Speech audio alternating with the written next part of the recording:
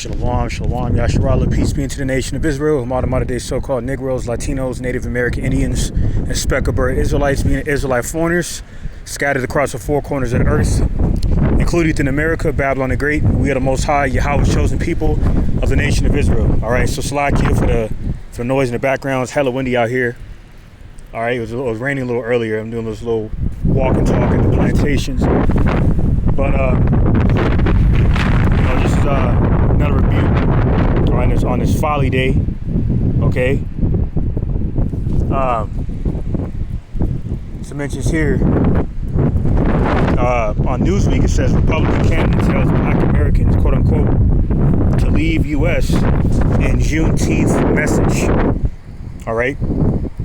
He's telling so-called Black Americans, all right, to get out of this so-called country that was built off of the blood, sweat, and tears of their ancestors, man. So this further confirms that this whole Juneteenth bullshit is a slap in the damn face, man. You know, lines up with Ecclesiastes 7:7 says, surely oppression maketh the wise man mad, and the gift destroyeth the heart. Okay? Because Esau has always been known to provide Jake with these so-called gifts to quell Jake, to keep Jake asleep and conditioned, all right, and subjugated under Stockholm syndrome, okay, to continue to look at this devil, okay, Esau, Edom, son of a white man, as God, okay, going into the history of Roman iconoclasm and so forth. So it says here, Republican candidate for Missouri Secretary of State has told Black Americans who do not like the country to kindly leave in a video posted on the eve of Juneteenth. It says Valentina Gomez, who previously caused outrage for urging voters not to be weak and GAY, accused it's folly, man. Accused a federal holiday commemorating the end of slavery in the U.S. of being the most wretched holiday, and that Black people should no longer be seeking reparations. So this bitch can be a tear, what Esau referred to as a mestizo child, or she could be just a 2/3 spickaroonie. You don't know what the fuck what she's talking about, but she doesn't, because she's a woman, deprived of wisdom. Okay, either way, further confirms that this is a corrupt corporation known as America. That this place, okay, is not for us. We're not brought here to America, okay, to share the prosperity with Esau, Edom. Okay, so I'm gonna go ahead and segue over to this similar article on NewYorkTimes.com. It says Biden signs law making Juneteenth a federal holiday. The law went into effect immediately, making Friday the first federal Juneteenth holiday in American history, which was done 3 years ago. All right. So jumping down to the point, it said Juneteenth commemorates the end of slavery in the United States, which it doesn't, because as soon as the wicked elite international crime banking families had Woodrow Wilson sign that Federal Reserve Act in 1913, we became debt slaves. And then emancipation just means transfer of ownership. It goes into transfer of ownership, okay, from chattel slavery to debt slavery, okay, under the Social Security tax reform, all right. So that's another lie, all right. More about the forges of lies in Joel the 13th chapter. It says when Major General Gordon Granger in Galveston, Texas, issued General Order Number 3, which announced that in accordance with the Emancipation Proclamation, all slaves are free. Months later, the 13th Amendment was ratified, abolishing slavery in the final 4 border states that had not been subjected to President Abraham Lincoln's order. Not in the 13th and 14th Amendments, all right, they still justify our slavery, because that's all prison is. Prison industrial complex, is modern day slavery. It's not a coincidence that Isaiah 42, verse 22 to 24 goes into that. Okay? All right? It's also not a coincidence that the prison industrial complex is full of so-called blacks and indigenous, man.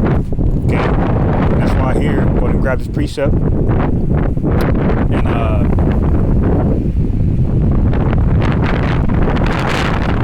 Slovakia. And this is Ecclesiastes chapter 7, verse 7 reads, surely oppression maketh the wise man mad, and a gift destroyeth the heart. Okay? All right, so this devil, okay, has always been known, to bring, to give us gifts like Juneteenth, these so-called gifts, what they would proclaim to be gifts. Okay? Like it says here in Proverbs 21. Proverbs 21, Salakia. Proverbs 21 and 26, and it reads, he coveteth greedily all the day long, but the righteous giveth and spareth not. And the covetous is that nigger, Esau. Okay? It says 27, the sacrifice to the wicked is abomination. How much more when he bringeth it with a wicked mind? Because he brought this Juneteenth holiday 3 years ago with a wicked mind.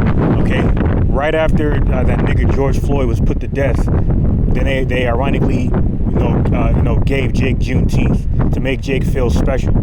Okay, that's why Zechariah, another reason why Zechariah 9:12 says in prison is a hope, man. You see that? And this is all, so these sacrifices, these wicked abominable sacrifices, all right, okay, we're given with a wicked mind for this purpose here, Jeremiah 50 and 33, all right, and it says, thus said the Lord, Yahweh of hosts, the children of Israel and the children of Judah were oppressed together, and all that took them captives held them fast. They refused to let them go, okay, they refused to let us go, man, and that's why that monument, I believe it's down here in New York at that museum, shows Theodore Roosevelt, with a Judite slave at one side of him, right? And then a so-called Native American slave from the tribe of Gad on the other side of him, representing the two sticks. The Southern Kingdom, the so-called blacks, and the Northern Kingdom, which is with the Native American, okay, represented, so-called Native American represented. Okay, case in point, Columbus Day was changed to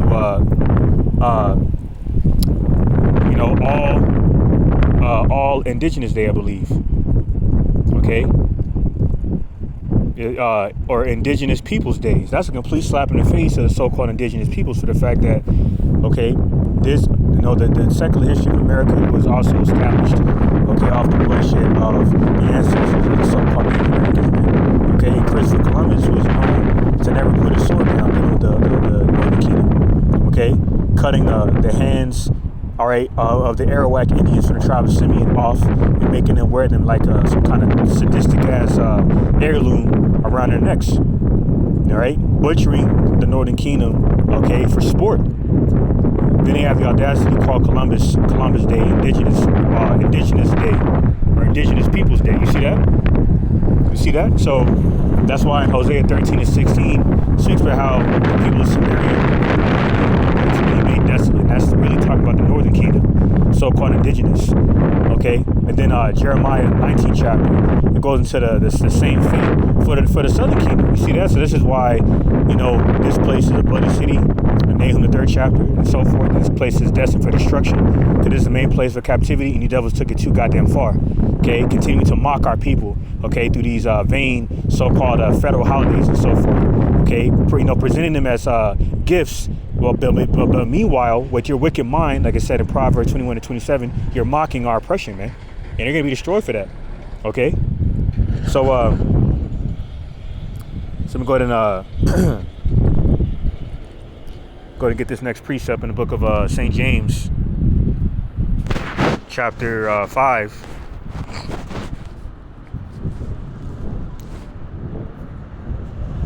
Verse 6. And it reads, ye have condemned and killed the just, and he doth not resist you. Oh, you see that? Okay, but wait, this devil's witchcraft, man, through his politics, like I said in Daniel 8:25, man. Going to how politics of his devil's witchcraft, man. Okay? Selling Jake a pipe dream through his satanic devices that we're not ignorant of, man. Okay? So we would not resist you under Stockholm Syndrome. So this is Zephaniah 3 and verse 8. And it reads, therefore wait ye upon me, said the Lord, Yahweh by Shemeshai, until the day that I rise up to the prey. For my determination is to gather the nations, that I may assemble the kingdoms, to pour upon them mine indignation, even all my fierce anger, for all the earth shall be devoured with the fire of my jealousy. Because like it says in Isaiah 66, Yahweh Shai is coming to judge. He's coming to kill, man. Okay, he's coming to destroy the wicked, in this case, rather. Okay, to destroy many. Okay, so you don't have that clock is ticking, man. Okay, that proverbial saying is almost towards the bottom of that pillar. You see that? So you can continue to You can continue to mock and continue to do what you're doing, okay, to speak loftily concerning our oppression. But what does it say here? All right, Zephaniah 3:9. For then will I turn to the people of pure language. They may all call upon the name of the Lord Yahweh Ba'Shem Shai to serve him with one consent. And we're calling on the name right now in the land of our captivity where we're going to be delivered. Okay, so I'm going to go ahead and end it off on that. Give all praise, and glory, infinite honor to my power, God of Abraham, Isaac, and Jacob, Yahweh Ba'Shem Shai. All right, shalom to you, elect. On to the next one.